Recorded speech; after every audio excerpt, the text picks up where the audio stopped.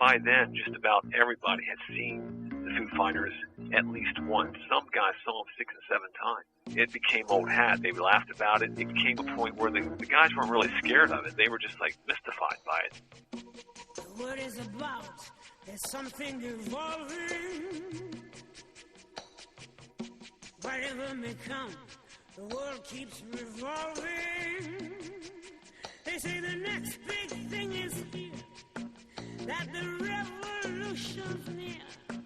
But to me it seems quite clear that it's all just a little bit of history repeating. In a lot of cases, the intelligence officers just didn't believe it. When they heard these wild stories, they thought, well, the guy was scared, he misidentified something, he saw something that just wasn't there. You have that, but at the same time, you'll have scenarios where the S2 officers, for some reason, at the squadron level, would act as if it was nothing. Some of these men would give them stories that came out of the annals of science fiction, yet they were like, took the report. Nothing. No questioning, nothing at all.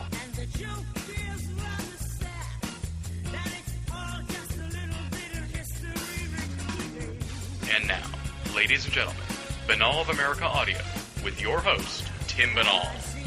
Hello there, my friends. This is Tim Binnall of BinnallofAmerica.com with another edition of BOA Audio Season 3. It is November 24th, 2007. I hope all of our great American listeners had a fantastic Thanksgiving holiday. Let's dive right into the latest dish from BOA Audio, and that is the first half of a marathon conversation with Keith Chester, author of Strange Company, Military Encounters with UFOs in World War II. Strange Company is all about the Foo Fighter era in ufology.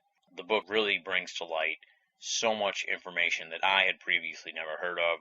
Many people, I'm sure, hearing this interview will be hearing a lot of new information for the very first time.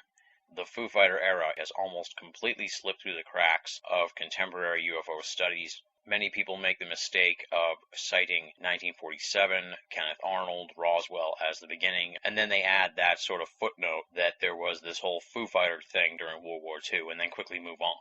What we're going to do here this week is go on back to that Foo Fighter era and find out so much about what was going on during that time period. We're not going to read through the full list of important points during the interview, but trust me, we are going to run the gamut here, and this is just part one of our interview with Keith Chester. So strap yourselves in for a seriously detailed and deep discussion of the often forgotten Foo Fighter era. For those of you who are unfamiliar with Keith Chester, let me give you a little bit of background on him. Born in 1957, a Sputnik baby, Keith Chester's interest in UFOs began in 1966 with a daylight sighting while growing up in Frederick, Maryland. Art, film, and music have been the constant fuel from which he has drawn inspiration throughout his 50 years. His passionate interest in the UFO phenomenon culminated in the book Strange Company, Military Encounters with UFOs in World War II. At present, he's researching for another book, making abstract films, and tapping into the world around him. Keith doesn't have a website, but you can find Strange Company, Military Encounters with UFOs in World War II all over the web. Go to Amazon.com, go to BarnesandNoble.com. Either one of those places I'm sure will have the book, or simply go to Anomalist Books. They are the publishers of Strange Company. Without any further ado, let's rock and roll. This interview was recorded on October 10th, 2007, Keith Chester, Part 1 of 2, talking about the Foo Fighter era in ufology on Binnall of America Audio, Season 3. Ladies and gentlemen, welcome to another edition of Binnall of America Audio. We have a very special guest with us this week. He is the author of Strange Company, Military Encounters with UFOs in World War II. This is an absolutely fantastic book. I just finished it a couple days ago, right before we do the interview, and I was just amazed by it. It really is an in-depth look at the whole Foo Fighter phenomenon of World War II, and as he notes in the beginning of the book, when you're reading a lot of UFO books, especially ones that cover the history of the UFO phenomenon, you know, they'll maybe give a passing reference to the Foo Fighter era, or maybe spend a couple paragraphs, at most a chapter on it, and it'll be really a cursory chapter on the whole thing. So it's kind of become a forgotten era in UFO history, but it's very, very important, and it really comes before what many people seem to think is the beginning of the UFO era, which is 47 with Kenneth Arnold and Roswell and the atomic bomb and all that great stuff. All of this Foo Fighter stuff happened way before that. It's very, very important to the history of the UFO field, so I cannot commend him enough for a fantastic book, Strange Company, Military Encounters with UFOs in World War II, and we have the author here this week for an in-depth discussion on the Foo Fighter phenomenon. He is Keith Chester. Keith, welcome to the show.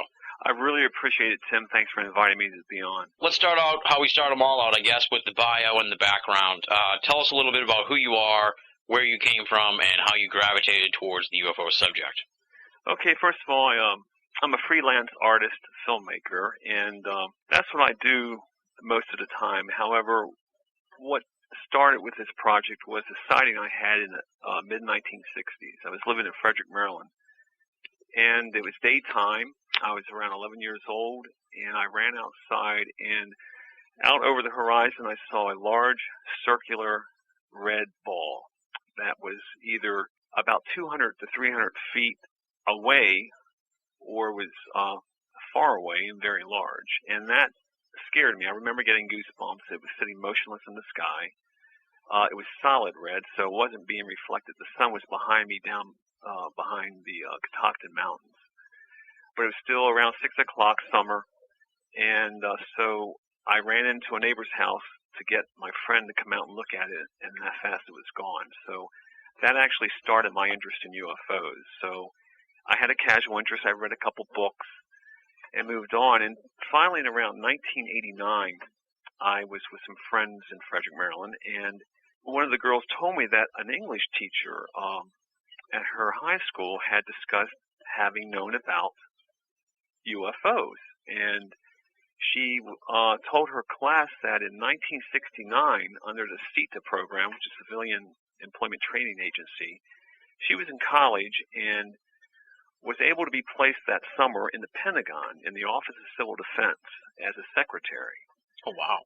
What was interesting was she was a secretary to a Colonel Sullivan, who was, to her memory, an Army officer. I asked her if he was Air Force, and she said, no, I believe he was Army.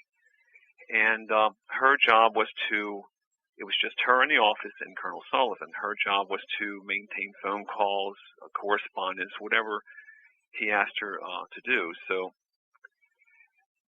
what took place that one day that really startled her was that Colonel Sullivan was in the office adjoining hers, and 3 officers came in. She believes they were Air Force, and they were discussing what they should do with the UFO craft. When she heard that, she tried her best not to listen, but she couldn't help it. And they discussed having this craft. Now, this is at the Pentagon. What year was this? This is 1969. Okay. So as far as what year and what craft, I don't know. Maybe it was the Roswell craft. Maybe it was something more current. She didn't know.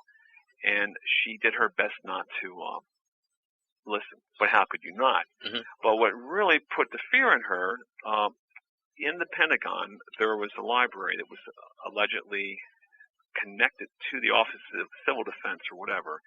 Well, from what she understood, it was broken into. And the FBI showed up at her home to question her. They questioned her friends. They literally scared the heck out of her. And she knows that the library allegedly was moved to the basement. This is all coming from her employer, the U.S. Army, and Colonel Sullivan. And that just really scared her. And so around 1989, I guess that was about the time Charles Berlitz put out his book, The Roswell Incident. Whatever was taking place in the media, she felt it was okay to talk about UFOs to her class as a subject matter, and they all laughed at her, and she would tell them that story. Well, when I heard that, I said, well, that's fascinating.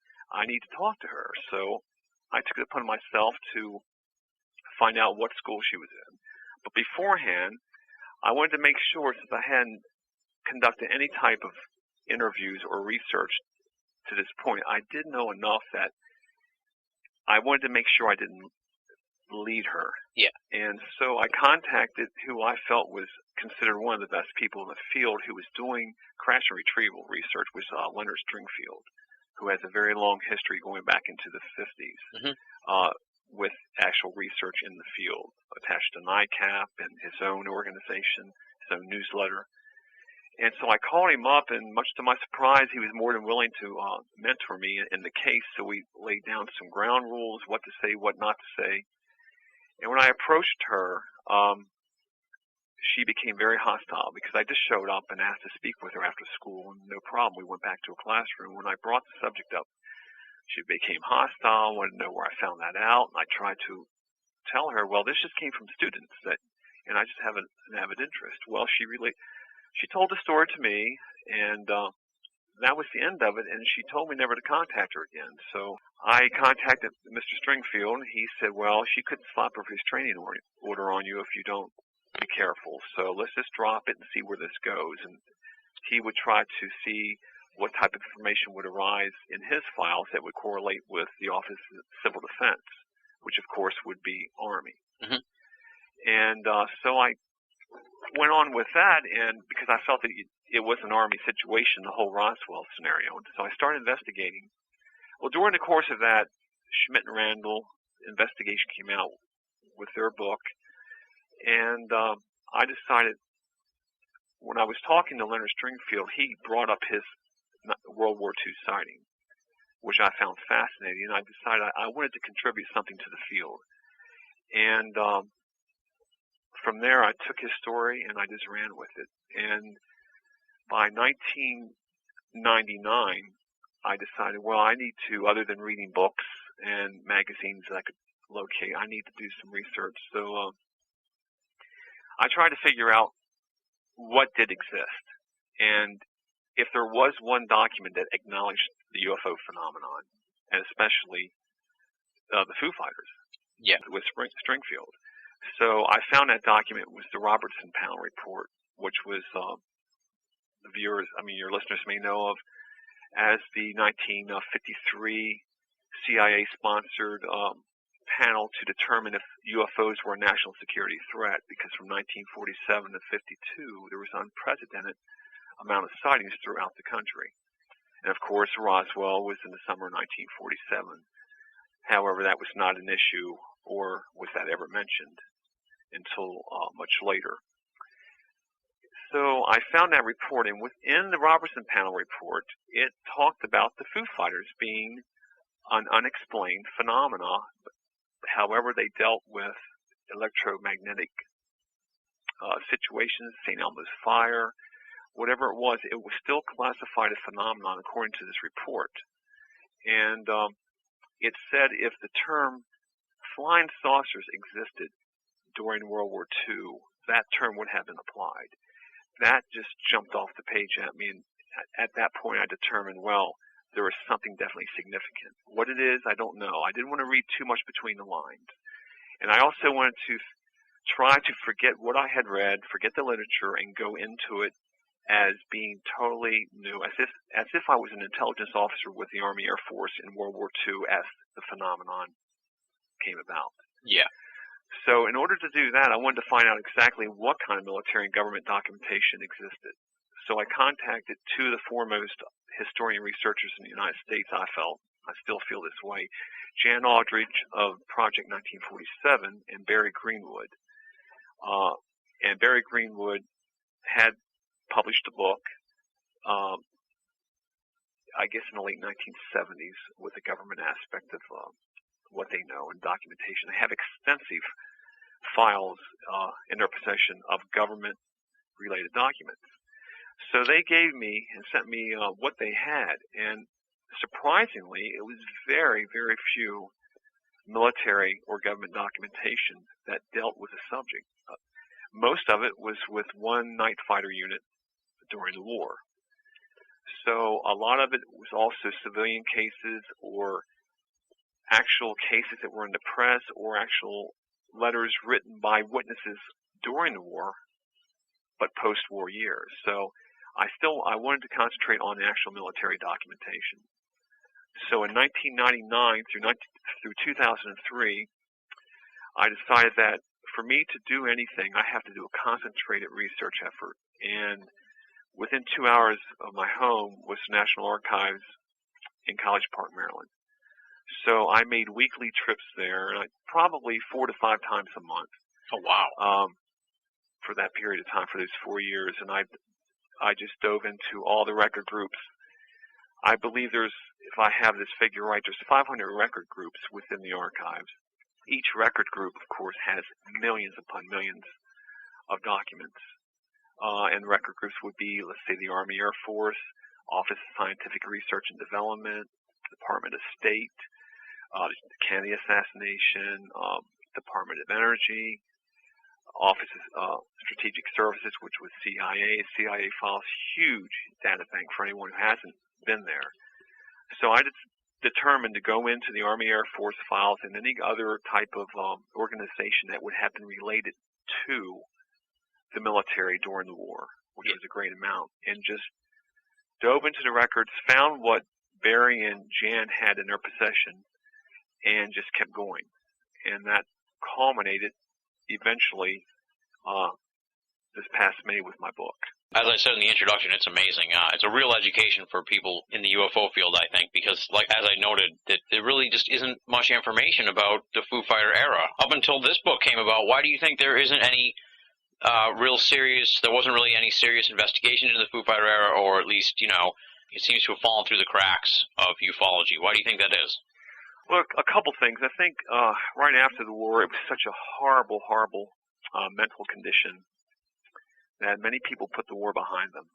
And the actual reports, they didn't exist. Nothing existed. What you had were, as the years progressed after the war, probably in the late 40s, did some of the veterans talk about them. There were articles written during the war about these things, but I believe that by the summer of 47, with the UFO phenomenon, or the flying saucer phenomenon at the time, taking off, it really just overshadowed anything that was prior, because there was so much activity around the United States and the world that most of the researchers concentrated on that. So they did include, some of the more famous authors did include a chapter or mention, but it was strictly what was taking place in the newspapers, what they had accumulated in the newspapers to show there was something before 1947. So we have the Kenneth Arnold on, which just overshadowed everything. That's my opinion of it.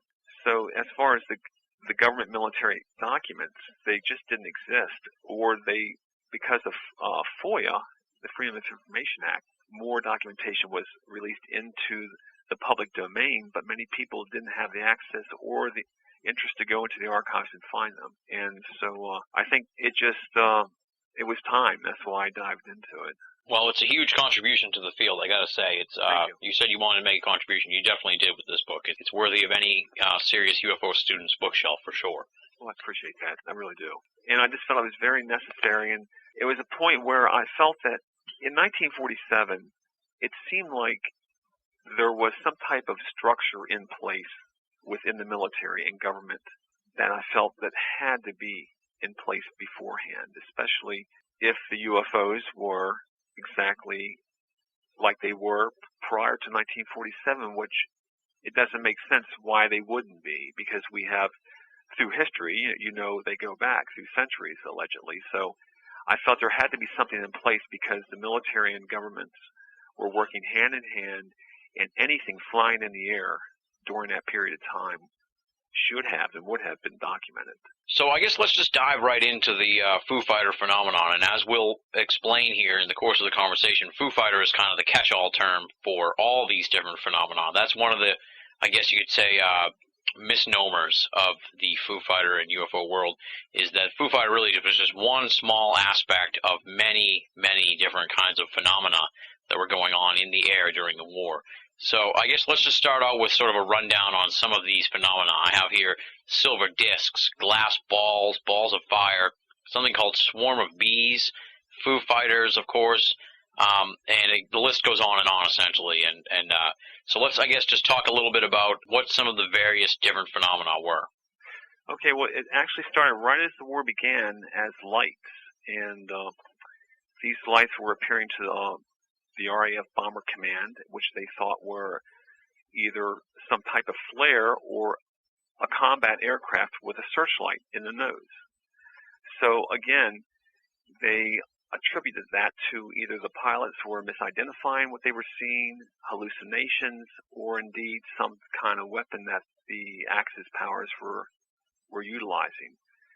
And there were it really progressed into flares. There were several types of flares being utilized, and they were giving them names such as chandelier or scarecrow flares. A scarecrow flare would have been a flare that would actually appear to be at a distance an aircraft going down, a psychological deterrent for the RAF bombers coming into Germany in 42 and on. And as the war progressed, they were getting different names for a lot of these things. So flares, and there were incandescent flares, there were lights. As you said, the disc-shaped objects, or the silver disc, that came into 43. Now, what's interesting about that is when they made their mark on the scene, they had in September 6th, 1943, they were seen over Stuttgart, Germany, and then a month later, October 14th, in Schweinfurt. And these silver discs have been in ufological literature as being geared towards UFO-related aircraft, where in fact, I believe these were one element that were possibly ordnance-related. And they believed they were full of thermite or some type of explosive device that would bring down an aircraft, drop from a high aircraft onto the bomber formations. And they resembled disc. They resembled glass balls. So some of the pilots in a combat situation seeing this disc go down by them may not realize the distance. It could be a large ship at a distance, or it could be something very close. So there was confusion. However, they had captured some of these, not captured, but recovered some of these, and one aircraft actually went down. They believe that one of these devices hit the wing. But it was still a nebulous subject. Air intelligence memoranda was confused by it, but there were many theories offered. And what I think was happening was there were ordnance devices in the air, but they were also being confused by maybe possible aircraft. And this is where it's just a shady ground. Yeah. And the swarms of bees you talk about, the bomber crews would see what they thought were, they also called them confetti flak. And what they believed they were ordnance shells full of material to screw the radar up, or actually get into the propellers of the aircraft to conk the engine out to bring it down. And they would be a swarm, like a swarm of confetti floating around in the air that the bombers would go by. So that was another ordnance radar-related type of thing that, depending on the distance, could be misidentified. And here again, the reason I'm saying this misidentification is because terminology has started becoming a very, very large problem with the confusion surrounding the phenomenon, the subject. And of course, throughout the memoranda, starting in 42, anytime the things were seen, they were still being labeled as phenomena or phenomenon within the military intelligence reports.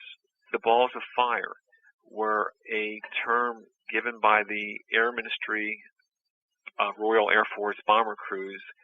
And at first, they appeared to be some type of rocket or maybe a flare, but it was also a catch-all term because they were a bright light. They looked like they were on fire at nighttime to a lot of the British bombers because they were conducting nighttime raids. And then, of course, all these terms are all the way through the war, even like we discussed with the silver disc. Even though most of the intelligence memoranda had determined that this was possible ordnance related, even in 45, the Army Air Force Commander-in-Chief, General Arnold, was still getting reports with descriptions of what this stuff might be. So they weren't really sure if everything was related.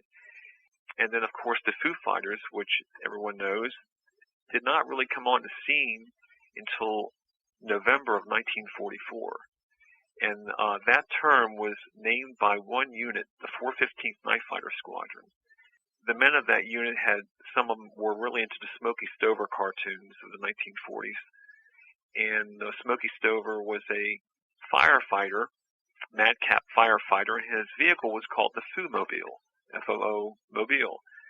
And so they just started naming them that, and of course that term caught on through the rest of the war, but it was really only for a 3 or 4 month period where that term hit the intelligence memoranda, but it was that term that made it to the major press. Yeah. And that's how everyone around the world started understanding there was something strange being seen. One of the things I was wondering is, in the book, there's only a couple pictures of purported Foo Fighters, but I was always under the impression that there was a fair amount of, filming technology on these planes for the gun cameras or whatever. Why is there such a lack of photographs of the Foo Fighters? Is it something that may have been confiscated by higher-ups when the planes returned, or is it just that they couldn't take pictures in time, or what's the scenario with that? Well, it's my impression that there was much air photographic intelligence kept on the subject and much film, still photographs everything, but nothing's been found. And that means two things to me. One, either it wasn't, my information is wrong, and the pilots and the air crews who said, yeah, we got film of this thing. I know there was film. It was taken to higher headquarters. I don't know what happened to it after that. It really wasn't their concern. So one, if it was, let's say it was ordnance related, well, of course they would be taking pictures, but why doesn't it exist at this day and time? Meaning that it was either so outlandish or so unique that to this day it is related to UFO phenomenon, or it doesn't exist. Why? I believe that the photographic information does exist, and for some reason it's being kept, let's say, in the Pentagon or whatever archive for the military and government is keeping it. So the question is, what does it represent and why? So to me, if it is still being classified, there's something significant to it, and that's why the intelligence memoranda still said phenomenon all through the war. So why it's not out, and it's just another thing. Why so much documentation is missing? That is the mystery, and that is the key to why we're trying to research this whole topic. Yeah, and you kind of touch on the problem of the nomenclature, I guess you could say, of the time, where each sort of sighting was kind of like a snowflake in a way, and each person sort of had their own way of describing it, and as these reports kept coming in, they may have seen the same phenomenon, but they might have called it by different names. One might come back and in the report will say flares, and the other one will come back and it'll say, balls of fire. And obviously that was a big problem for the people investigating it. Yes. From what you've researched and from all the reports that you've looked at, and the book is just jam-packed with great reports on these sightings, is there any, I guess you could say, classification of the different phenomena that was in the sky at the time?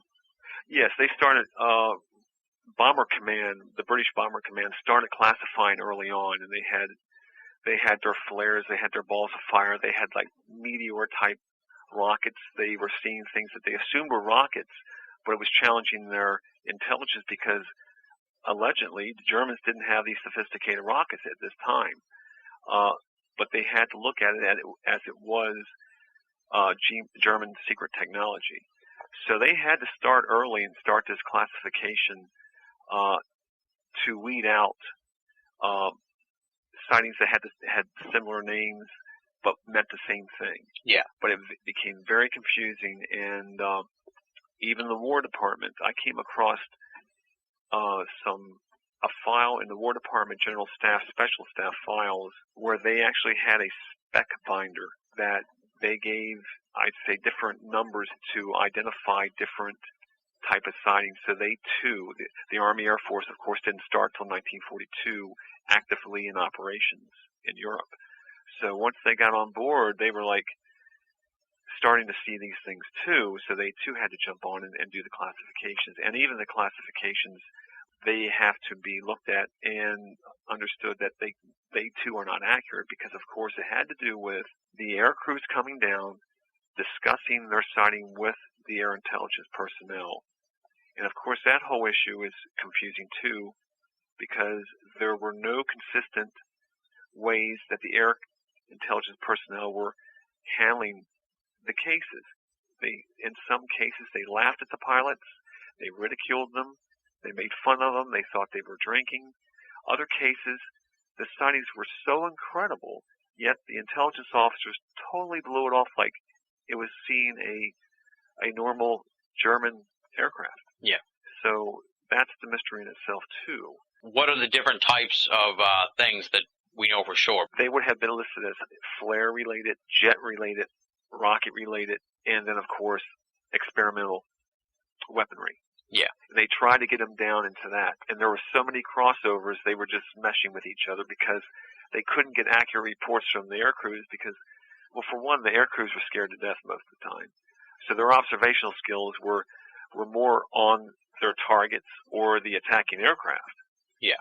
It was only in the cases where these guys were coming back from missions where they were alone in the sky, where they were over what they assumed was friendly territory, that some of the sightings were able to be given in more detail. Now let's talk a little bit about how the governments, the armies really, the Royal Air Force and the U.S. Air Force started investigating these things. Because as the pilots were coming in and telling these stories, then obviously there had to be an investigation because they weren't sure what these things were, whether they were, it seemed like they presumed they were German technology. So obviously they were going to investigate that because they needed to be ahead of the game, if you will, during the wars. So let's talk a little bit about how the investigation came about and sort of how that evolved. And obviously it started with the Royal Air Force, then the U.S. Air Force came in when they joined the war. Okay, well, I guess the first report to come out of the Royal Air Force would then have been August 11th, 1940, and that title of that report was Phenomena Connected with Enemy Night Tactics. And that was what they saw lights. And they were in situations where they assumed it was enemy aircraft. The question was, why would an enemy aircraft during a combat situation be flying around with its lights on the whole time? Especially if it wasn't attacking or being attacked. They could never get to it. So there was a mystery there. And the way they started handling this was, of course, it had to be German. That's what we're dealing with. But on another situation behind the scenes, we had the information being funneled to the RAF, from the RAF to the Air Ministry. And of course, the Air Ministry had a scientific intelligence division. And heading that was Dr. R.V. Jones, who many know was very involved with all the air intelligence matters for the Air Ministry during World War II. Now, he personally believed there was nothing to the Foo Fighters. There was nothing to UFOs, nothing at all. However, when he first came on the scene, he was reviewing case files of all types of things, alleged reports of electromagnetic weaponry, death rays, biological warfare, all types of crazy things that were coming in from all over Europe from intelligence operatives on the ground. So for him to get reports of an unusual craft, it would have been very important for him to do so. And unfortunately, these files have not been found. But he had to be collecting this information, for one, just out of national defense. And early in the book, we know there were in the 1930s, Scandinavia was being inundated. Finland, Norway, Sweden were seeing lights in the sky. Some were pretty dramatic, some were just simply lights, some appeared to be aircraft. However, the press of the day and the investigations conducted by Sweden and Norway determined that the aircraft were conducting maneuvers and operations that were far in advance of Russia or Germany or any of the suspected countries that would be gearing up for war, because this was in 1933. So we know that Germany didn't invade Poland until 39. And if they were conducting these types of extensive air operations, even over out of the coast of the eastern United States, lights were being seen. The press is wanting to know, these pilots are operating in storms. They're flying in severe weather in areas that require fueling. Where are the bases? Where are they landing? Why are they operating over such treacherous territory with no apparent place to land when we're dealing with biplanes of the time? So I believe the investigations were in place for very unconventional aircraft starting in the 30s. When the war broke out, those investigations were still there, but conducted within the Air Ministry. And then when the United States became involved through what's called the London mission, where we actually set up office in London and exchanged information. That is where we became very involved with the phenomenon. That is, of course, if we weren't already, because we know in February 42 in the United States, the alleged so-called Battle of Los Angeles occurred on the West Coast.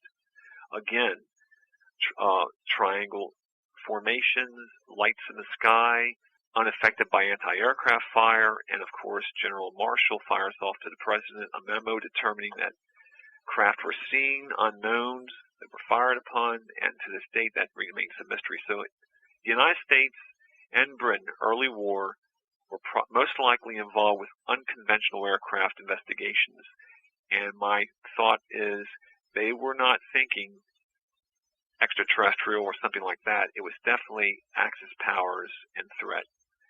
So, but as the information came in, the signs were more remarkable. They just remained in the background, and we don't see any real official military investigation until 1943, when the RAF started investigating alleged rocket reports. These rockets are coming up or appearing out of nowhere. They're outmaneuvering the fighter aircraft. They can keep up with them. They go along with them. They disappear. And their intelligence told them Germany had not set up programs like that, and they weren't aware of any type of rocket that could actually perform that and keep that kind of thrust. You know, some of the signs would last for minutes on end, and there would never be a distinguished light or anything, and these things would just maneuver. And so the investigations were in place, but they were being, of course, now overshadowed by military sightings too. So by the time that happened, and then of course when the Foo Fighters came on the scene, that was a very, very important aspect to the United States, because in January, SHAEF was formed in Europe, and that would be the Supreme Headquarters Allied Expeditionary Force under General Eisenhower. Well, in SHAEF, they had a scientific advisory section, and that was headed by Dr. H.P. Robertson, who, in 1953, was in charge of the Robertson panel that conducted the UFO research, or conducted the investigation of the UFOs sighted from 47 to 52, and if they affected national security. So we see a relationship there. So by then, Robertson had been in Europe with the London mission since 41. He was most likely aware of all the unusual sightings because he was friends with Dr. R.V. Jones of the Air Ministry. And then by the time SHAEF was formed, there he was. And we know for a fact, and I was the first to find the actual documentation to show he was put in place, he was asked to conduct the investigation, or at least oversee it, of the Foo Fighters, because that was the term they were using, of course, in the press. So I don't know how much was being censored, and that's another problem. They were using the term Foo Fighter because that's what the public knew. Just in case the press got a hold of the documentation or it was leaked, they could say, oh, it's just the Foo Fighters. We don't know what this stuff was. We've never been involved with it. But I tend to believe that they were totally investigating the unconventional aircraft all the way up until January when Robertson took over. However, I don't have the documentation to prove that. Mm-hmm. And that's really important to point out, in the sense that Robertson is really well known in the UFO world for, of course, the Robertson panel.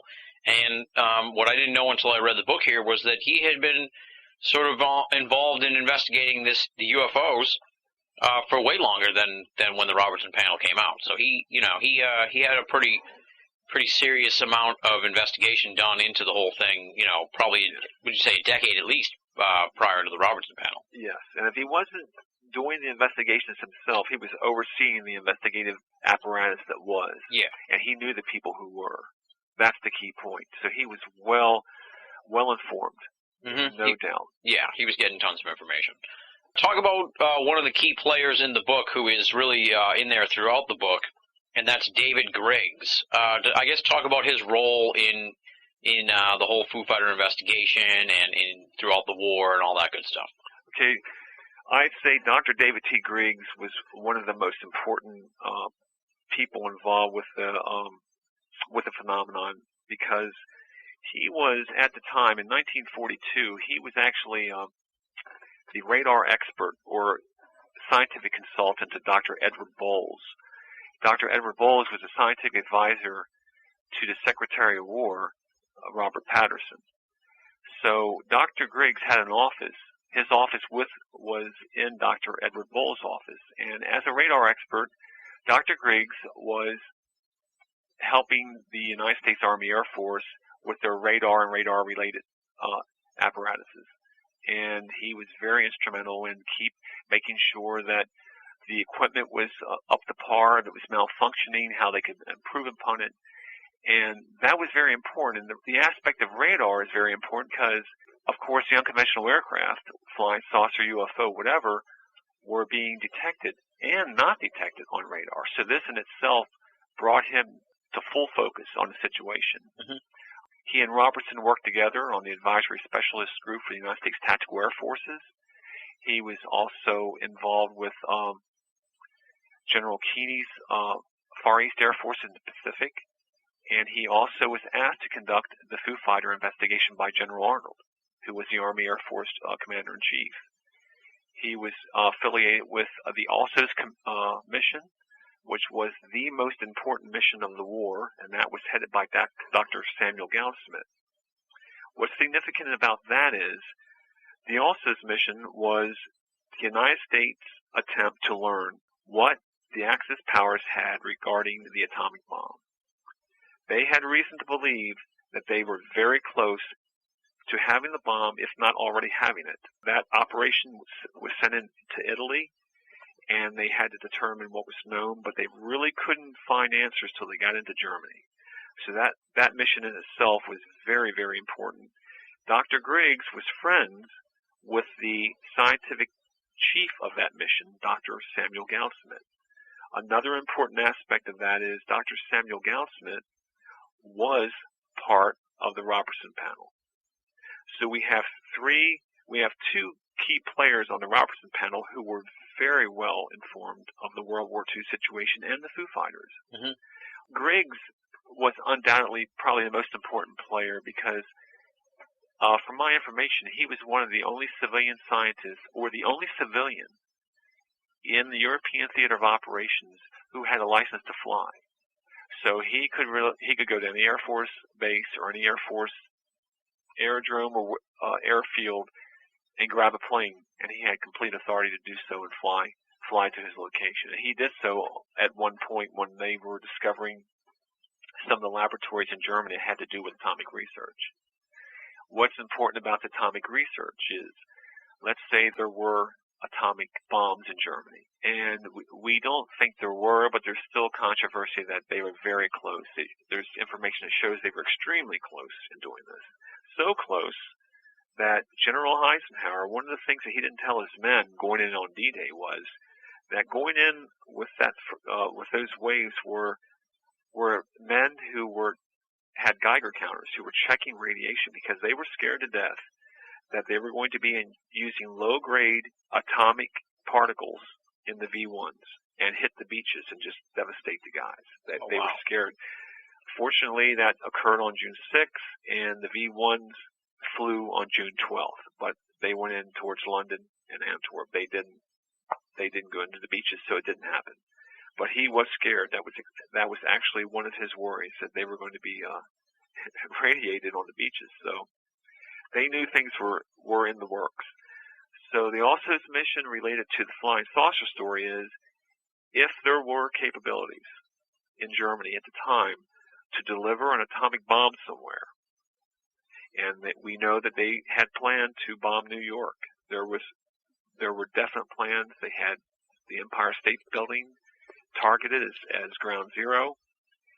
If aircraft of unconventional means that surpassed anything that we could get up to meet it could take this bomb over, it was important. So therefore, the unconventional aircraft, Dr. Griggs, Dr. Robertson, had to be on top of all this intelligence coming in.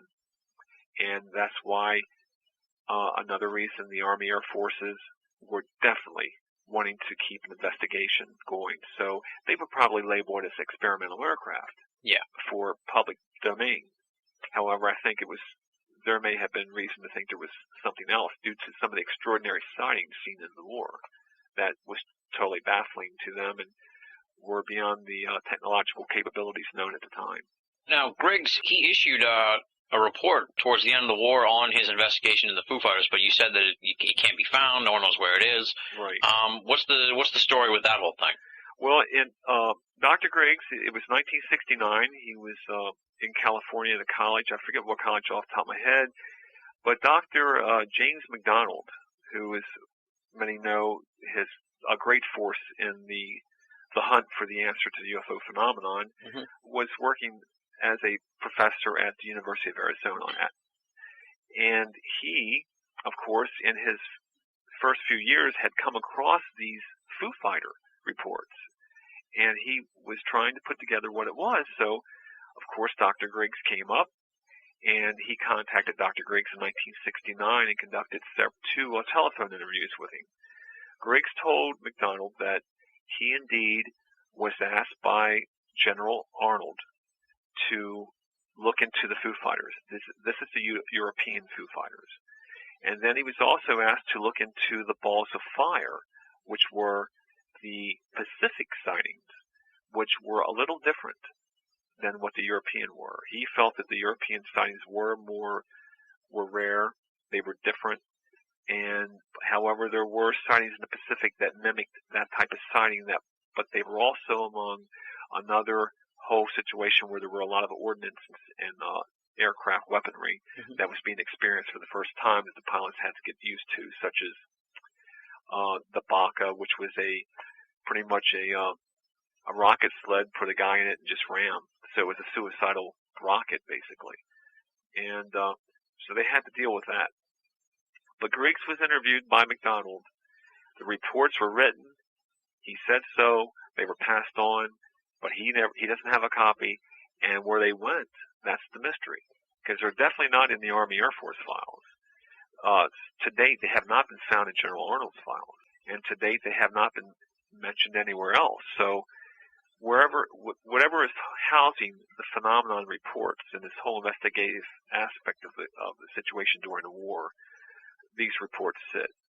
I suspect it really is at the Pentagon, where civilians aren't going to get their hands on it. Yeah. Just to sort of talk a little bit about the way you investigated this whole thing. Now, let's say you wanted to find that Griggs thing. Do you have to go to the National Archive and look and stuff, or can you put in a request? Or if you put in a request for the David Griggs, you're probably going to get tons of stuff. Is there any way to really find that sort of thing, or is it just sort of you're going to have to get lucky? I believe it comes down to luck.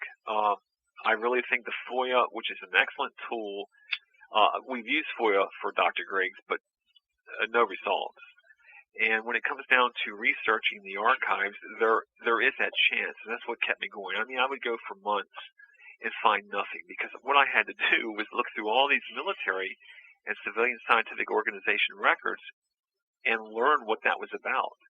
So there was never talk of anything related to the phenomenon, usually. So I'm learning how this worked, and for instance, I'd be looking for a report that I knew there was let's say a Foo Fighter sighting. Well, it wouldn't be where I thought it was. It wouldn't be in the record group, the Army Air Force group. But lo and behold, I'd stumbled upon that report in another record group, which would be like the War Department record group. So one element of armed services would destroy the records. They were destroying the records, or it's still classified, or the copy was misplaced. They did that, and they had a war decimal file. Some of the decimal files would represent certain categories, like 319.1 is a decimal file number, which meant reports. 000.9 is a decimal file number that meant natural and unnatural phenomena. Now, a lot of UFO post-World War II, like 1947 and on, were under 000.9.